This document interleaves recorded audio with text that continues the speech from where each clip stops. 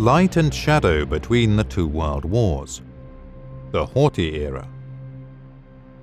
John F. Montgomery was the U.S.'s official ambassador to Hungary from 1933 to 1941. His unusually empathetic nature set him apart from the average diplomat representing the great powers abroad. He recognized that expecting Hungarians to simply come to terms with the losses inflicted by the Treaty of Trianon was unrealistic. In his memoirs he writes, "No one could be in Hungary very long without knowing that nem, soha meant no, never, and that it referred to the boundaries fixed by the Treaty of Trianon. If Japan had defeated us and made Canada and Mexico her satellites, and given Texas to the latter and most of New England to the former, and had annexed California and Oregon, something similar to nem, soha would probably have appeared in our flower beds, on our mountain slopes, and would have burned in our hearts." But Hungary, unlike the USA, lacked the means to assert its ambitions.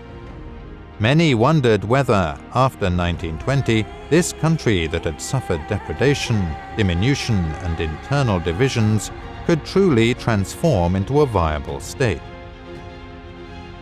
How did Hungary manage to recover from its complete collapse in 1919?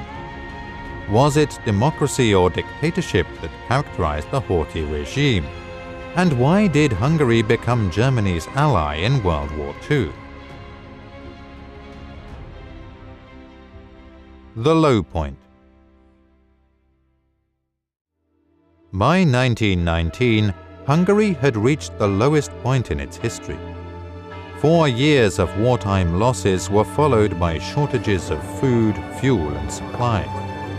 This period was marked by the tens of thousands of disabled war veterans who returned from the war, the massive devastation caused by the communist dictatorship, known as the Red Terror, and the ensuing White Terror targeting communists and their sympathizers, as well as the Spanish flu epidemic. The challenge of providing for nearly 500,000 Hungarian refugees from the annexed territories, mostly living in cattle wagons, was compounded by the looting and terror inflicted by the Romanian occupying army. The tattered economy resulting from the new borders, political isolation, and the rising social tensions that ended in violence in 1918 and 1919 made the handling of these problems almost impossible. The only positive note was Hungary's reclaiming of its independence, lost near Mohács 400 years earlier. However, the nation's loss of power and status kept it vulnerable, with minimal room for maneuver. In the next 2 decades, however, Hungary managed to recover. The consolidation of political power spearheaded a remarkable period of development, halted only by the Second World War, shattering hopes once again. The Regent. The National Assembly, based on universal suffrage, convened in 1920 and elected Miklos Horthy as Regent of Hungary. The Entente powers had completely rejected King Charles IV's lawful return to the throne despite the restoration of Hungary's monarchy. Although Horthy's regency seemed temporary at first, he would come to lead the country for 2.5 decades, until the fall of 1944.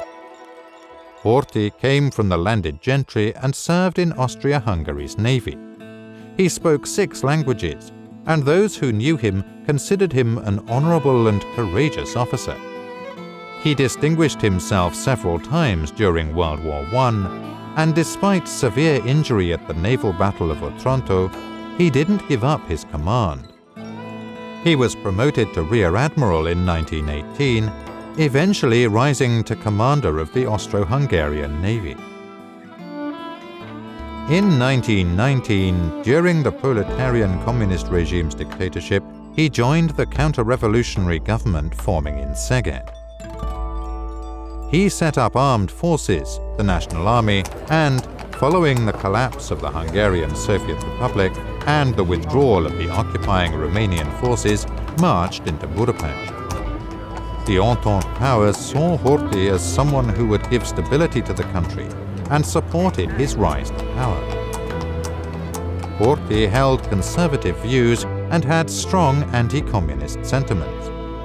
His primary goal was to prevent a communist revolution and to reclaim the territories annexed from Hungary in the Treaty of Trianon, or at the very least, the regions with a Hungarian majority. His efforts garnered support from significant segments of Hungarian society. Historically, he is a controversial figure, most notably regarding his involvement during World War II. Political consolidation. Reduced in strength and size, Hungary continued to face numerous dangers even after the war. One of the main tasks was to restore internal order and peace. As Horthy stressed, "There must be order in this country, and I will ensure it. We will shoot at those who cause disorder, and if disorder comes from the right, the only difference for me will be that I'll do so with a heavy heart. If it comes from the left, I might do so with passion." However, no such instances occurred in this period. The efforts towards political consolidation made by Prime Minister Pál Teleki and later his successor István Bethlen proved to be effective. They disbanded counter-revolutionary squads, took communist offenders to court, and by the end of 1921 granted amnesty to those sentenced to a maximum of 5 years for their participation in revolutionary activities and counter-revolutionary squads. The National Assembly passed a law preventing political organizations from threatening social order, which laid the foundation during the Horthy Era for the arrest of communists and later those affiliated with Nazi organizations. In the spring and fall of 1921, a political crisis was triggered when, despite the prohibition of the Treaty of Trianon, King Charles IV twice attempted to reclaim the throne. Horty resisted both times, rightfully referencing imminent military threats as well as protests from both the Entente and Hungary's neighboring states. Thus, Charles, the last Hungarian king, was exiled to the island of Madeira, where he died in the spring of 1922 from Spanish flu. In the spring of 1921, during the king's attempts to return to the throne, István Bethlen moved into Sándor Palace, the official residence of Hungarian prime ministers. Horthy's trusted friend, he was a former Transylvanian count who'd lost his estates and, on receiving the mandate to form a government, held the position of prime minister for over a decade until 1931. His sober patriotism and pragmatic governance garnered results that led many to regard him as the most significant Hungarian politician of the 20th century. Abolishing press censorship, Bethlen allowed the Social Democratic Party to operate with certain restrictions and initiated the release of political internees.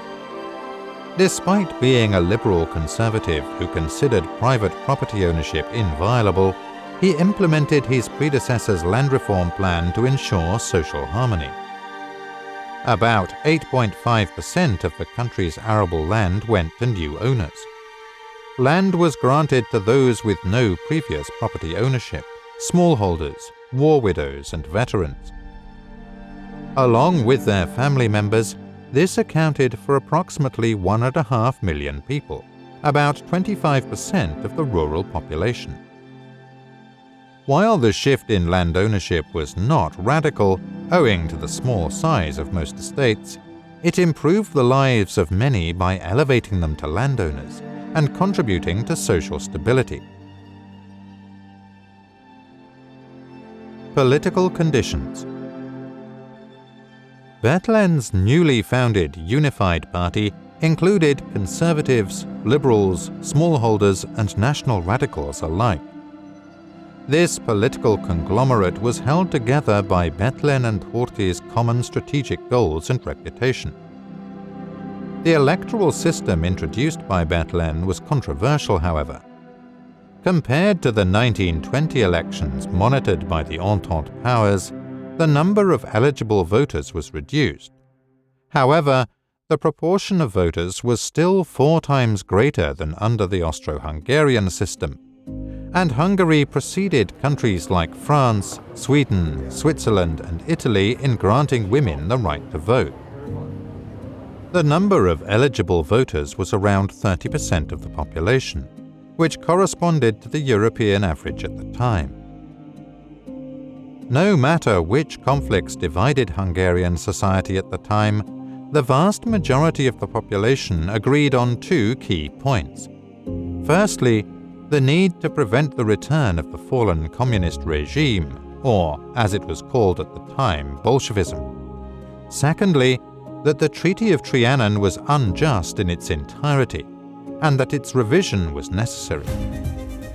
On this basis, a massive majority coalesced behind the ruling party of the era, which, lacking a real alternative, maintained its leading role from one election to the next. The effective economic and social policies of the government and the personal popularity of its leader, Miklos Horty, all played a role in this. While the system was not democratic by today's standards, it could not be called a dictatorship. It was marked by constitutionality, the rule of law, and authentic parliamentary practices. Intense debates took place within Parliament, with opposition parties, the Social Democrats, Liberals, and far-right politicians launching harsh attacks against the government both within Parliament and in the press. A wide range of opinions found uncensored expression in the public sphere.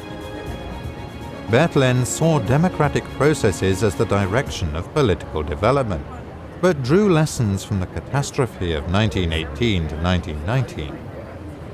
He believed that in Hungary, universal suffrage and secret balloting could lead to the advance of extremists, far-right racial ideologists, socialists and communists, and the threat of actual dictatorial forces. Given that Hungary was surrounded by hostile states, this could prove disastrous. Despite all contradictions, the electoral system played a role in preventing both right and left-wing extremists from gaining power for a considerable period of time. A parliamentary system was still in effect in Hungary in the 30s, whereas in Romania, Bulgaria, Yugoslavia, Poland, and the Baltics, dictatorships had been established. Economic recovery. While a number of measures were enacted in the early 1920s to alleviate the catastrophic economic situation, none of them proved effective. These included raising taxes, reducing the number of public employees, and issuing fiat currency. In 1923, Bethlen decided to seek foreign loans to improve the country's finances. Obtaining loans required significant diplomatic skill, partly because the Treaty of Trianon had pledged all of Hungary's assets as collateral for reparations. In addition, the alliance of smaller neighboring Entente states, along with France, aimed to prevent Hungary from accessing such funds. However, a loan was eventually secured, and the government managed to balance the budget within a few years, introducing a new and stable currency, the pengu, while successfully carrying out economic reconstruction. This effort led to the construction of roads and bridges, and in response to the loss of a seaport due to the Trianon Treaty, the Chapel Freeport was built along the Danube. In addition to these infrastructure investments, state-led construction projects supported the construction industry and facilitated the growth of a new economic sector, tourism.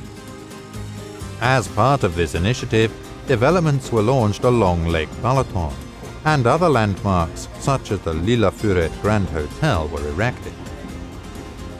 Almost from the ground up, brand new factory plants emerged using cutting-edge technology. Hungarian radar technology, electric light bulbs, and generators were exported worldwide. The pharmaceutical industry was also successful. A factory based in Budapest became a world pioneer in industrial-scale vitamin C production and the second in producing insulin. The government actively supported technological progress. When it came to telephone coverage, Hungary outperformed other countries in the region, and radio usage became widespread. By 1930, Hungary had 35 radio sets per 1,000 inhabitants, surpassing France's 33, Switzerland's 26, and Italy's 5. The success of the economic recovery is effectively showcased by the fact that, by 1929, Hungarian economic production had risen to 118% of the last pre-war year. The economic crisis that unfolded by 1930 interrupted this development. But from the mid-1930s, a dynamic revival once again took place. Unemployment dropped to minimal levels, and GDP per capita well surpassed the results of other countries in the region, like Poland, Romania, or Yugoslavia. It reached as high as 70% of Austria, its western neighbor's production, whose economy had always been ahead of Hungary's. Social transformation. Economic success facilitated numerous advancements in healthcare. Many hospitals were built, and the number of doctors doubled during the period. A network of district nurses was established, which continues to exist today, ensuring that young mothers can acquire the skills to care effectively for their infants. Compulsory health and accident insurance, as well as pension schemes, were introduced for industrial and commercial workers, as well as state employees. The 8-hour workday and paid leave were introduced in the second half of the 1930s, as were family allowances to promote childbirth. However, Social Security only marginally benefited the agrarian sector, which constituted half of the population. The opposition, and later communist historiography, often referred to Horthy's Hungary as the land of 3 million beggars. But this description was far from accurate.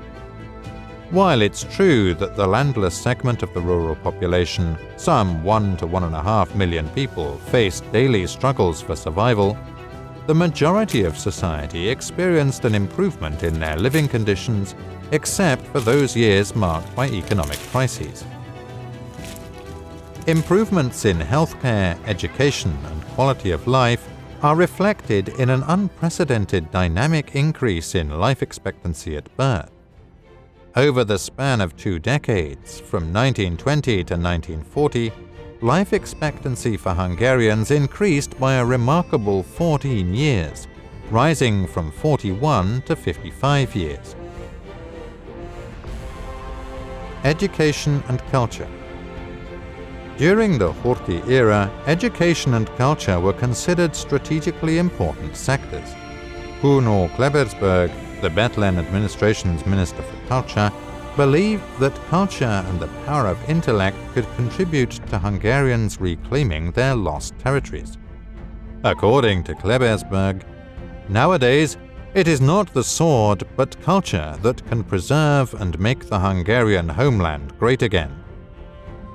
Given that Hungary's self-defense budget was severely curtailed by the peace treaty, over 10% of the state budget could be allocated to education, culture, and science. The 6 years between 1924 and 1930 saw the government spend the same amount on building primary schools in real terms as the Austro-Hungarian Empire had over 50 years. The results spoke for themselves. Illiteracy rates in Hungary dropped to 7%, while in Poland it was 23%, in Bulgaria 39%, in Romania 42%, and in Yugoslavia 45%. The government also improved secondary and higher education. Not surprisingly, Hungarian public education laid the foundation for the careers of numerous Nobel laureates in science, even though, for a variety of reasons, many would later pursue scientific careers abroad. The government also invested in higher education and scientific research. Albert Szent-Györgyi returned from Cambridge to Hungary, where his work on vitamin C production earned him the Nobel Prize. Between the two world wars, both literature and art began to flourish. Due to the inherent uniqueness of the Hungarian language and the complexities of translating it, the literary giants of the era, such as Attila József, Mihály Babics, Dezső Kosztolányi, Frigyes Karinthy, and Zsigmond Móricz, are largely appreciated by Hungarians. However, in the universal language of music, renowned composers like Béla Bartók and Zoltán Kodály rightfully achieved global acclaim. Political changes in the 1930s. During World War I and in 1918 to 1919, when great changes took place in Hungary, political anti-Semitism began to gain ground. Jewish ownership of the country's industrial, commercial, and financial assets was considerable, and they also played a prominent role in certain intellectual fields. Some instances of profiteering war suppliers, together with the fact that the leaders of the communist dictatorship were of Jewish origin, provided fertile ground for the spread of anti-Semitic discourse. These issues reached a climax when it came to university admissions. The Treaty of Trianon left several universities on the other side of the new borders.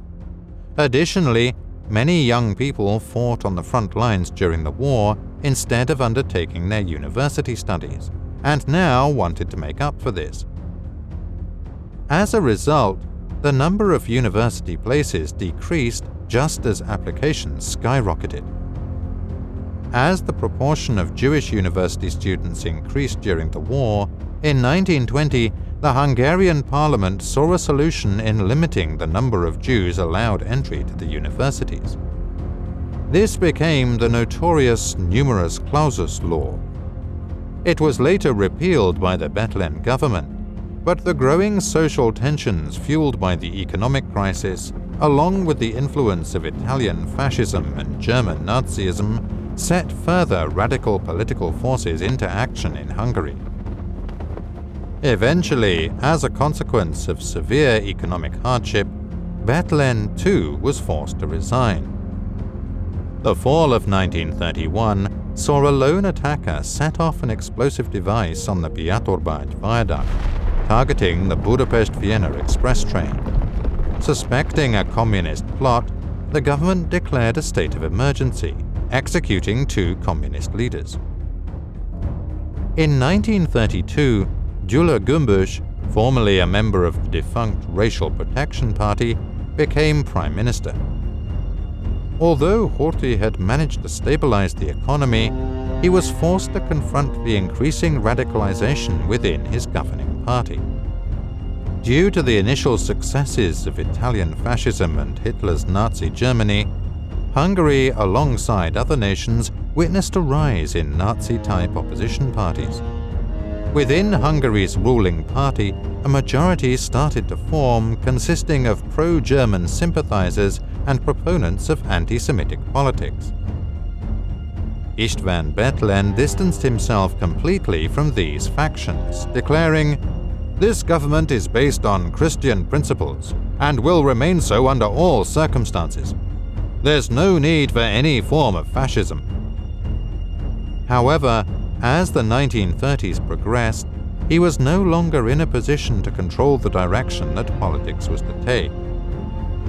The government had banned numerous pro-Nazi parties, imprisoning their leader, Ferenc Szálasi. However, by 1938 and 1939, yielding to pressure of anti-Semitic ideology and Allied Nazi Germany's expectations, Parliament passed laws limiting the number of Jews allowed in universities and various professions and jobs. This was the steep political and moral price that Hungary paid for the initial successes of its revisionist policy. The first triumphs of revisionist politics. Horthy's strategic goal for Hungarian foreign policy was the revision of the borders set by the Treaty of Trianon, and in this all political forces were united. Hungarian leaders were all too aware that, due to the country's limited resources, this could only be achieved through peaceful means, and with the support of the great powers. However, only Mussolini's Italy, Nazi Germany, and the Communist Soviet Union were willing to question the Versailles status quo.